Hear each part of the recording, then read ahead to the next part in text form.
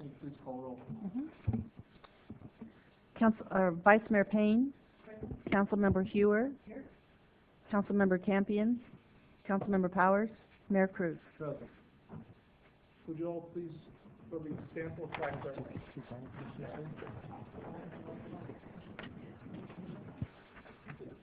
I pledge allegiance to the flag of the United States of America and to the republic for which it stands, one nation under God, indivisible, with liberty and justice for all. Thank you. Did you turn up your microphone?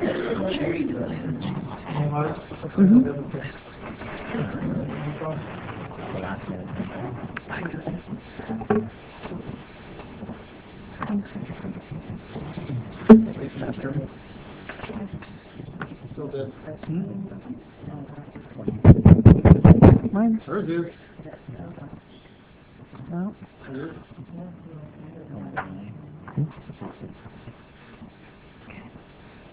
Let me turn it way. Put that down real quick. Let me turn it way up and see. Okay. Nope. Nada.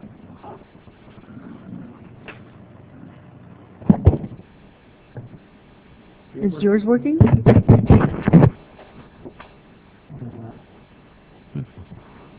Let me go I find guess out. they don't want us to talk. Oh.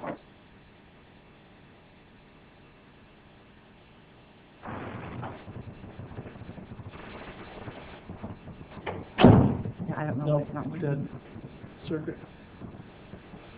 Still on the unworking speed? Nothing. First one on Still? That's a flash thing too. I was just wondering, Kurt's was. Chris, could you please check the podium mic to make sure it's Now functioning? try yours. There we go. Everyone's Lori? mic is turned down. Lori's is not working. I'm not didn't get to you yet. Is yours working? Hold on. Hold on. Yeah. Yeah. All right. Thank you, sir. Okay, that's all. No.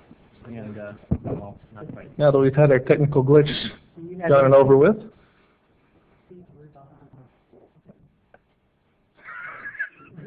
Sorta. I have to work all the way around. That's all right. I just won't say anything. Okay, it's just your Try. All right. Thank you. Okay, could you please, Frank, could you please read the video statement for us?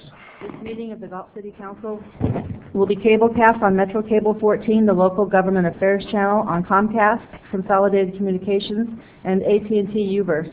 The meeting is also webcast at www.sacmetrocable.tv. Today's meeting will air Monday, July 20th at 9 p.m. and Tuesday, July 21st at 9 a.m. This meeting is also closed captioned. A DVD copy is available for checkout from any library branch. And the public comment section, please. Under Government Code Section 549.54.3, members of the public may address the council on any agenda item before or during consideration of the item.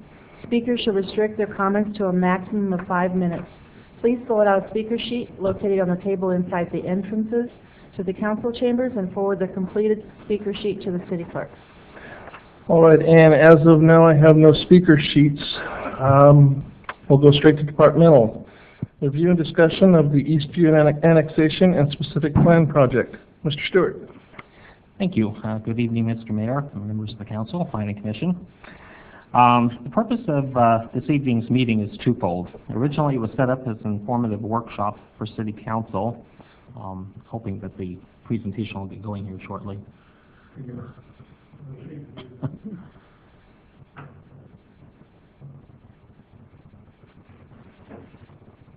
Well, while he's setting up. So originally this was set up as an informative workshop for the City Council and Planning Commission to review and discuss the entitlement application process for the project itself, including the specific plan, the annexation, etc.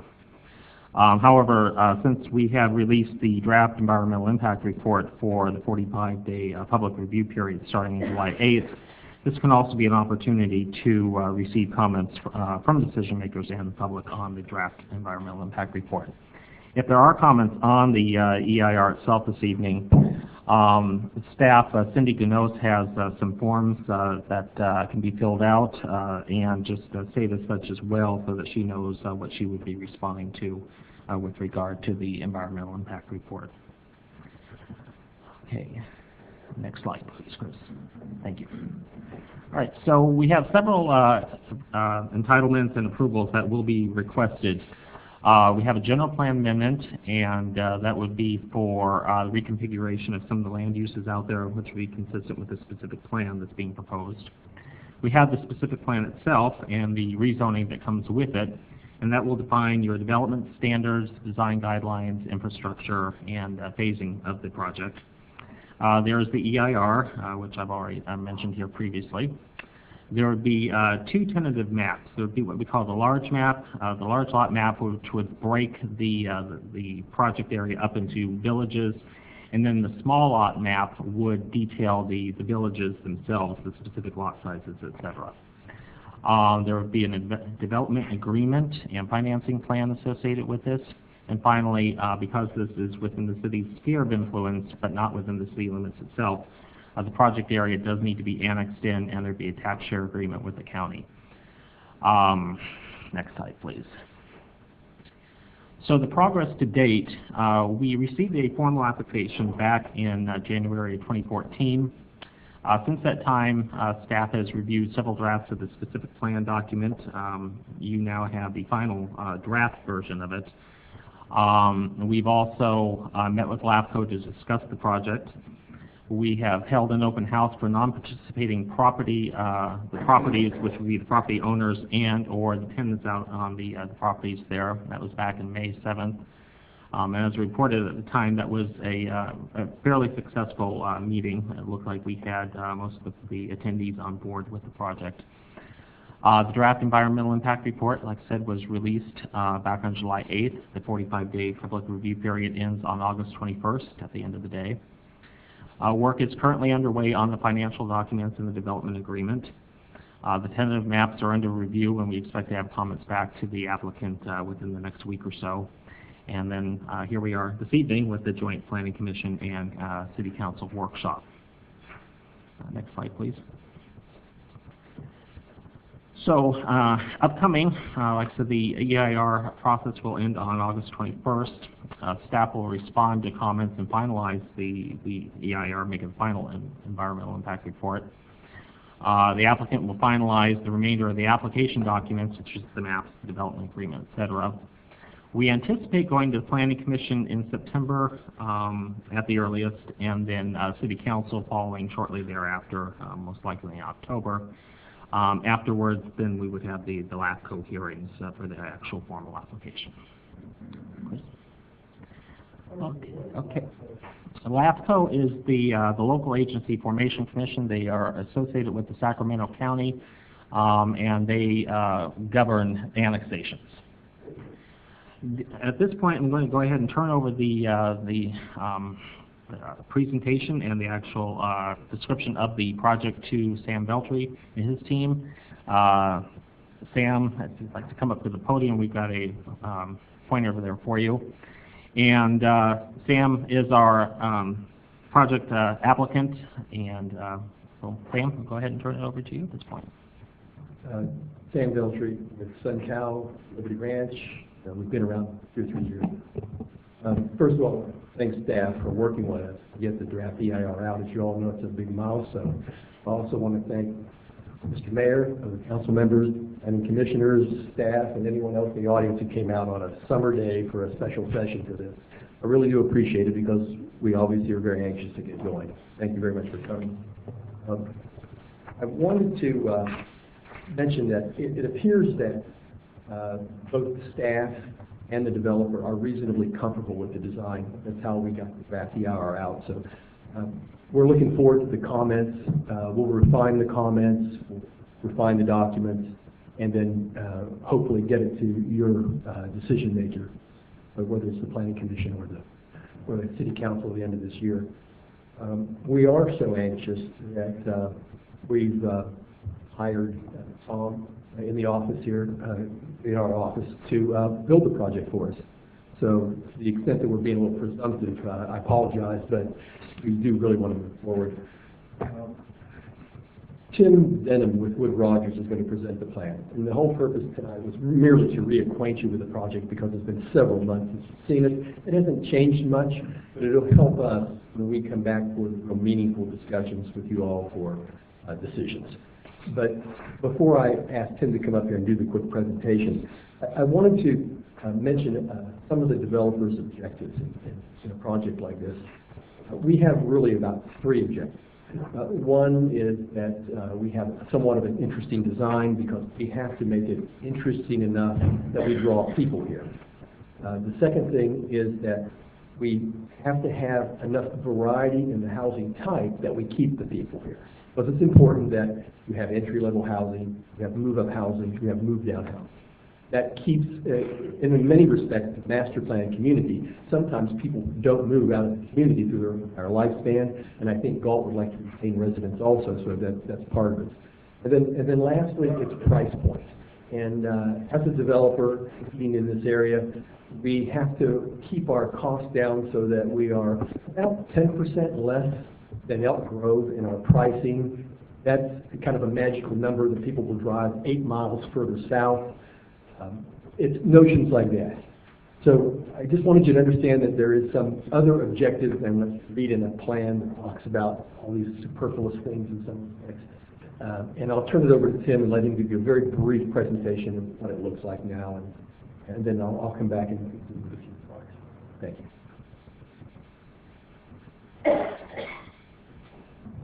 All right, thank you very much. My name is Tim Denham again with Wood Rogers, and we are an engineering, surveying, and planning firm based in Sacramento. And so we've been hired by Liberty Ranch LLC to prepare the specific plan, 504-acre area, and then also look at infrastructure, sewer, water studies, and then prepare small alternative subdivision maps just for the Liberty Ranch portion of the property.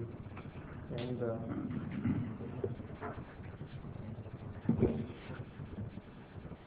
go ahead and maybe describe just briefly the differences between the existing general plan, which is on the left. It had a capacity of 1,842 dwelling units. See where we configured some of the land use. We're consistent with the policies. What's happened is we've right-sized our roads. And so if you look at the roads, if you look at the traffic studies done for the project, for example, go back there. There we go. I'll point to this screen. The extension of Walnut Avenue is now a 2-lane road with a collector road instead of an arterial. It's based on the traffic study. That road could be shrunk down a little bit. The collector road that comes through the project here is now a primary residential street. Again, that's just kind of right-sized for the amount of units. And then in terms of land use, we've taken the high-density residential is up here and kind of stretched it along the south side of Walnut Avenue. And then the MDR and the HDRs was eliminated. The MDR significantly less. What we've done is we've provided LDR, a small map to demonstrate the different lot sizes proposed in mix of housing product type. And then on the south side of this of the UP Rail Yards project, UP Railroad, there was a high-density residential site there that we changed to low-density residential future development area. So that project will develop when it's ready to access. That makes the most. And so this kind of summarizes again. Each view is a 504-acre area. Liberty Ranch is 356 acres. There is a commercial site. Make the point, the commercial site that's up in the corner, and the non-participating properties that are outside of Liberty Ranch. We left the same plan designation that is existing. Go forward. And covered most of these non-participating properties would be grandfathered with their existing uses, although they will be rezoned and annexed to the city. They'll be allowed to continue to enjoy what they're enjoying now. When they come forward and want to propose development, they'll prepare a plan at that time. The plan also sets kind of a level of quality for design guidelines and landscape guidelines. And lastly, the tentative map provides that detail, so you have insurance of what size lots in the mix. I want to talk a little bit about the plan. It's, I think, kind of a nice plan, actually. It's a community that has the fortune of having the dead man goals kind of running through the middle of the site here. And so we can orient around that, provides a nice visual identity to the project, kind of market and build out. There's over 40 acres of open space there. We have some private recreation facilities that are within that, each is about 1.5 acres, a total of 3 acres. And then we've taken the parks and we've dispersed those. So we have parks in each of the neighborhoods that folks can walk to. You can see here that the non-participating properties are crosshatched in that northwest portion. And then also here, the Collins property that's on the west next to Rango Road. And generally, the phasing of this project is going to proceed from Rango Road, where we connect the infrastructure, and there'll be some off-site things. And it'll progress to the east. And the roads are designed so that they loop into the projects. We always have to.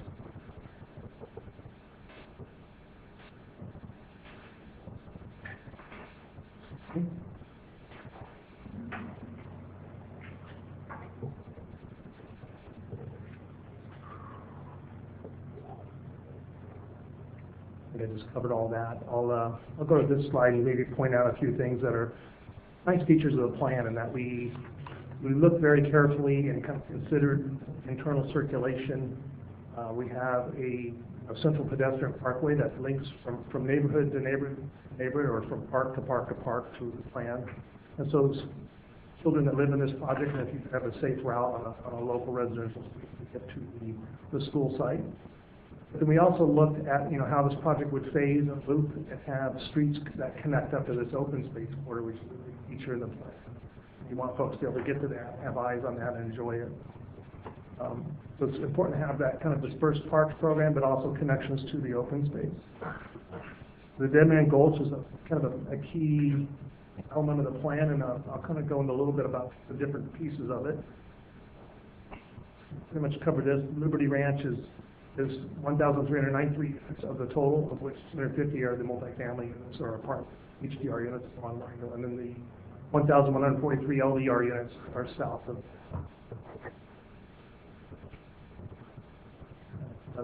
That the Dead Man Gulch corridor is an interesting corridor. It provides a 150-foot to 400-foot plus wide corridor. It's multi-function, multi-use corridor.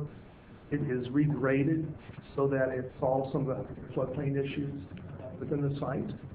We are doing recreation within the main drainage channel. We also have there's 5 water quality basins that are identified on either side of the corridor so that we can take our urban runoff, we treat it before it gets to the main creek channel. It's kind of state-of-the-art, low impact design. We have a bike trail corridor that runs east-west along the creek corridor. Folks can kind of get through the plan and connect to the west into the rest of the city. We are proposing a bike bridge that goes to the high school, so again, students can get to the school, walk or bike there. And there's also these private recreation facilities which we identify. We'll talk a little bit more about those later. So it serves a number of purposes. And what I think is cool about it, people come home and they turn off the Rango Road. You're seeing this big open space as part of your community, and that's the first thing you see. It's nice to have an open space like that. And maybe it's just luck of the draw with this property. It's nice to have an open space like that with me. So this is the first this is the family center that's by the first roundabout. I want to maybe back up one quick. There's 5 roundabouts that are proposed, actually traffic circles that are proposed along Walnut Avenue. And Walnut Avenue will have a median. And the reason for those is to signal again that north-south connection to the open space, but also slow traffic down, of speeding, along Walnut Avenue. The first roundabout or traffic circle here has what we're calling a family center. That would occur probably as phase 1 develops. You have to get a few homes in place before it makes sense to have that, but it would have the play areas for children, outdoor recreation, barbecue. We're looking at possibly a pool there, or at the community center, which we'll talk about in a minute. But where the right place is for that. These would be facilities that would be built by Liberty Ranch, then would be owned and operated by the HOA, but would be accessible to the public. And this is the community center that's at the third traffic circle, kind of would occur probably with phase 3. Again, kind of a niche feature where you can have a meeting space for small groups, 25 people can get together. You could have a dinner party.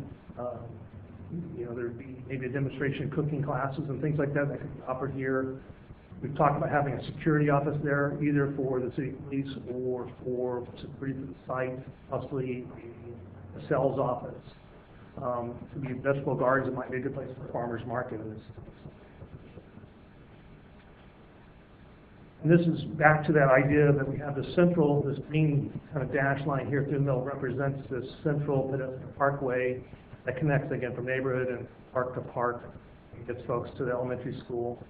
Then these orange dotted lines are the bike ped trails. So there's one that goes east-west of the plan. There's one that's proposed along Cherokee. The blue line here shows a 2,500-foot radius, which is kind of the magic half-mile walking distance to the elementary school. And so we adjusted where the school was kind of based on that, so that it's centrally located, and the majority of our future students would be within walking, reasonable walking distance. And this shows the different parks. The West Park, we kind of envision as possibly a model complex, the first phase of development. And that's one of the things we're exploring is to have the 3 or 4 or 5 different merchant builders that come into that first phase, build their models around that park and make that kind of an amenity that's their day one that they can sell from. And then at the end of the day, it's more of a passive park where neighbors could walk through a few blocks and have an open space. The second kind of middle park here, next to the neighborhood park is next to the elementary school, so that allows for some shared use between the elementary school and the park, so they get the benefit of those ball fields. Then the third park is up in the East Park, it's up in the northeastern neighborhood. Again, the idea of having home in that park, eyes on the park, more of a passive park again, but you can get out there and throw a frisbee or play catch, that sort of thing. This shows the Cherokee Lane. We had to be cognizant that, hey, we have some residential agriculture or res ag property owners to the east, so we're trying to provide a buffer to them, a transition in use, where you have trees and where the spike trail is. We're talking about a post and rail fence. Kind of, it may not be exactly the same color or style, but a post and rail fence that sort of matches up with a post and rail fence. Kind of feels like it's part of it. But it provides a landscape transition from the edge of that road, about 50 feet, a little over 50 feet of landscape. At the northeast corner of the project, where Cherokee Lane intersects with Twin Cities, we reserved some ground here for an entry statement for the city. We work with the city on what the design of that is, but it could have some sort of monumentation there that makes sense within the bigger picture of the city that would announce folks that are driving westbound on 104, you're at the edge of the city now. And one of the things that, things change with the drought and with new legislation, and so there'll probably be less turf area in this project than maybe some folks are used to seeing, but it can still look very nice if you specify the right types of plant materials and design it correctly. You can have a very nice looking community drought-tolerant material. So that's one of the things the design guidelines talks about. It has plant palettes, specify different types of plant materials. And then lastly, we have architectural design guidelines. They're a little bit different twist than you maybe see in most communities, in that within each master merchant builder, we're encouraging each merchant builder to have 3 or 4 styles within their 50 or 100 lots. So it's not all the same or 100 of the same. So that when you might have, on the next page, you have 10 different styles or 11 different styles that they can choose from.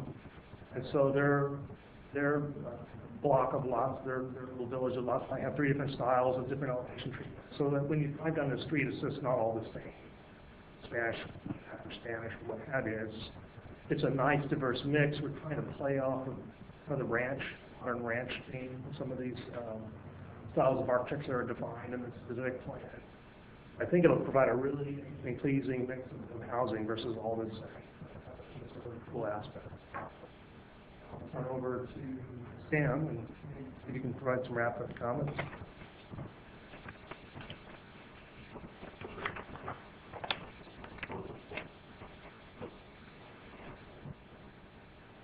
don't know why I bring notes up here. I've lived with this project for 2 years, so I can understand it.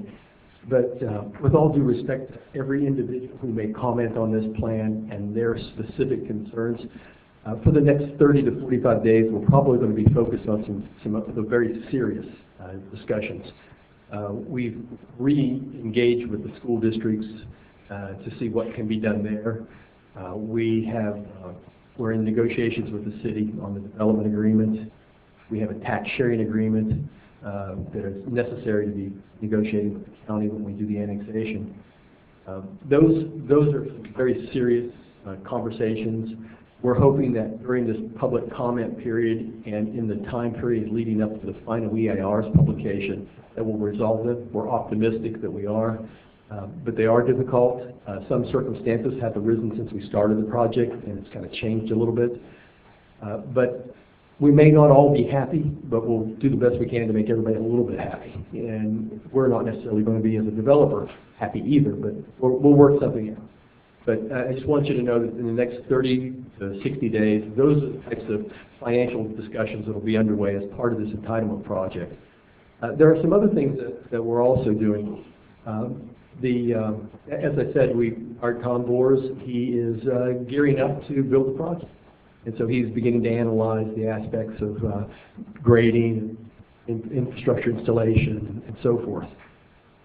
We will probably begin discussions of a CFD to finance some of these improvements. And we are also processing all of our environmental permits through the resource agency. We're probably half the way through there. Our intentions, optimistically, are to conclude entitlement and would love to finish annexation by the end of the year. That may carry over a little bit. I think we'll put a lot of risk money up and do some of the improvement plans in the next 30 days, start them, because we would like to start grading around April of next year. That's what we're doing right now. We're stacking up, taking some risks, making some assumptions, just so we don't lose the market window. I think we have a fairly nice looking market window approaching us. And this project is designed, just as a matter of some professional inside information, typically when you come out of a recession, the first thing you want to do is build starter homes, first-time home buyers, and then you move your way up. This recession's been over for 5 years, but nobody knows it. A lot of it is because the lending standards haven't been relaxed. But I suspect that will happen for too long, and it'll almost be as if we are out of the recession, and consequently we want to be there and ready when that happens. So that is actually all of our comments for tonight. Thank you all again. We'll try and answer any question we can with regard to the specific plan. I presume that it's not appropriate for us to try and respond to any comment made with regard to the EIR, because Cindy and staff will do that as part of the response to comments. Thanks. Thank you again. Okay.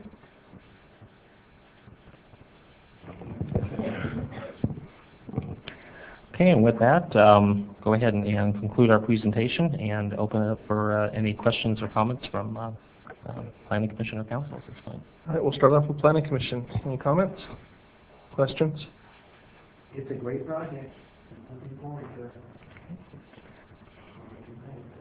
Yeah, this is a great project. Thank you for the applicant. On the other hand, we have to look more seriously what the other neighborhood, what anybody make a comment. My responsibility or everybody's responsibility to review every comment that is going away from it. Thank you. Okay. Council. All right. Great. I like the concept. I like the involved. That's a great. That'll be really neat. Barbara. Well, it appears to be a good project. I think it is a good project. I'm sure there'll be comments along the way, but I think we've got a good start, and wish you all the luck. I find it very encouraging. The only areas that I had concern of, and I don't know, but and City Attorney, you can correct me if I'm wrong on this or not, if I'm stepping out of line. I went through the paperwork and did a couple of searches, and I found nothing in there in regards to any way of returning recycled water to the area. Was there any type of plan of that nature in there? Okay, thank you. Do we have any comments from the public? Yes, sir.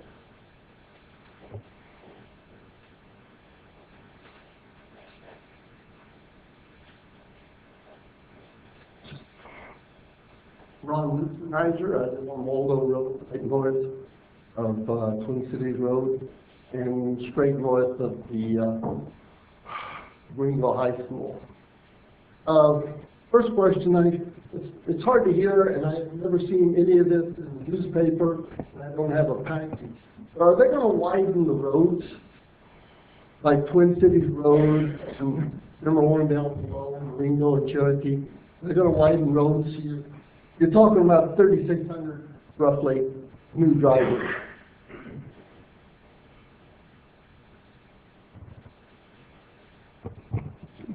Mr. Vitri, you want to address that, or? Here we go.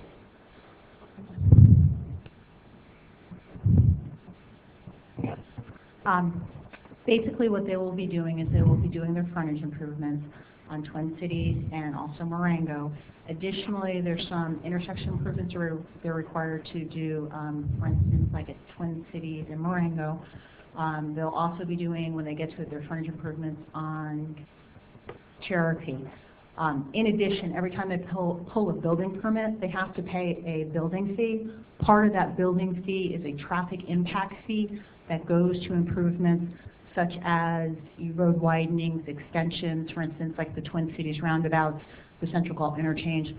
When the city has a certain amount of money to be able to do those improvements, we actually prioritize what improvements are done. There's a specific list of improvements that are included in our traffic capital improvement program that when you pull your building permit, that it's applied to those particular projects. Okay, I've lived out there since 1974, if memory serves me right. And so I remember when all over from Highway 99 out there was just lane road. The two stop signs between me and the freeway, one at Waldo Road, one up there at the freeway. And already, personally, I mean, been knowledge of people personally, not just acquaintances, not just strangers. There's a lot of people trying to pass between Marengo Road and Waldo Road. It's marked no passing through there. And you start putting more and more drivers in there, more and more teenage kids in there, and I think something has to be done, a passing lane or something. If you have a specific traffic issue now, you should probably come into public works. Right, no, this is just general, So there's what's going to happen all through there. There's one thing, the specific issue, and then there's secondly, I can't exactly answer that because I don't know where Waldo is right off the top of my head versus what other improvements are. But if you want to come in the office, I can sit down with what improvements that they would be doing versus what would be off-site that would be later on. And if there's if there's a safety issue or there's some sort of traffic issue, we can evaluate that now. Okay, thank you. Another thing is, the man was talking about entrance housing, entry-level housing. I want to be politically correct here. It's been my experience during Galt that entry-level housing is next to expensive housing. The first thing the people do when the good housing starts selling is they jack the price up on the entry-level housing, get their price and move out, and pretty soon you do not have affordable housing anymore. So I think I've heard a lot of developers always talk about this. I know there's laws saying you have to put in so many units. But I think we ought to be realistic. Someone talks about entry-level housing as to what's going to happen to it, how long it will really be entry-level housing.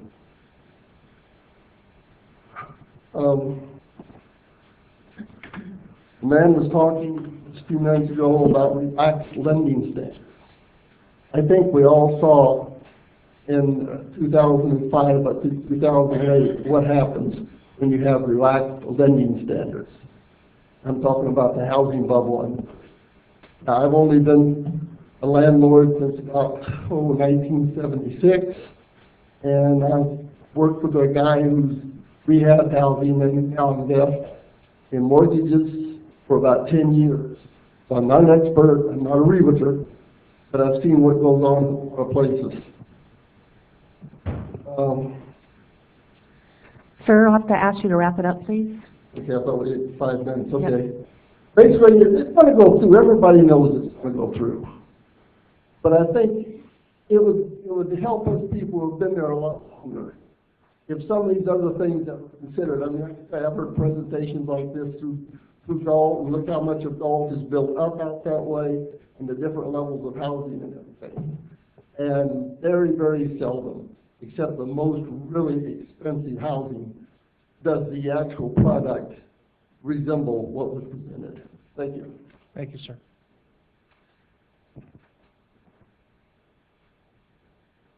Mr. Baldwin?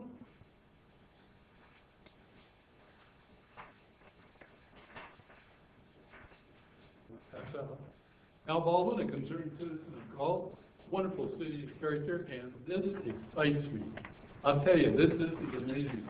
And you've got a person, Sam is the man, that is really a great leader, has great integrity, and when he says he's going to do something, he does it. I can tell you right up front, this is going to be a beautiful thing when it gets done. It's going to take a little while, but everything takes time. And I think it's the comments that you're hearing just recently tonight, that when we have public comments and we have the open session, you can say and suggest anything you want. Tonight we can't do too much, but we can say some good things, maybe not so good, but I'm into the good things. And I think you guys should be commended for listening to it, for progressing with it. To have a city like this that's starting to grow, this is like planting a seed. And it's like Jack and the Beanstalk. It's starting to get big. And we're going to have a wonderful city, I think. And I love the recycling that Mark said. I'd like to see some type of recycling if we could work it in some way. It would be great. A community center would be excellent out there if that could be done. I'll tell you, there's so many things that this developer and it can be done. And, you know, other developers are going to be doing stuff too out there. That's in the future. This is amazing. Galt's growing from the inside out.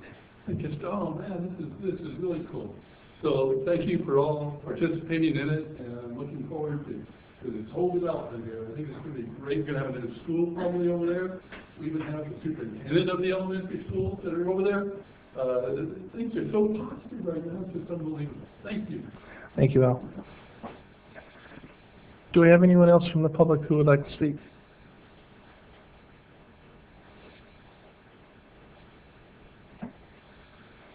Okay.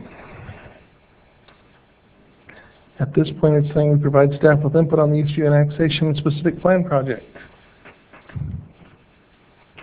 I think we've heard it, we've gotten our input. We'll keep moving forward. Good deal. You're to be commended, Mr. Daltrey. It sounds like it's going to be a good project. Thank you all. Thank you. If we have nothing further, then this meeting is adjourned.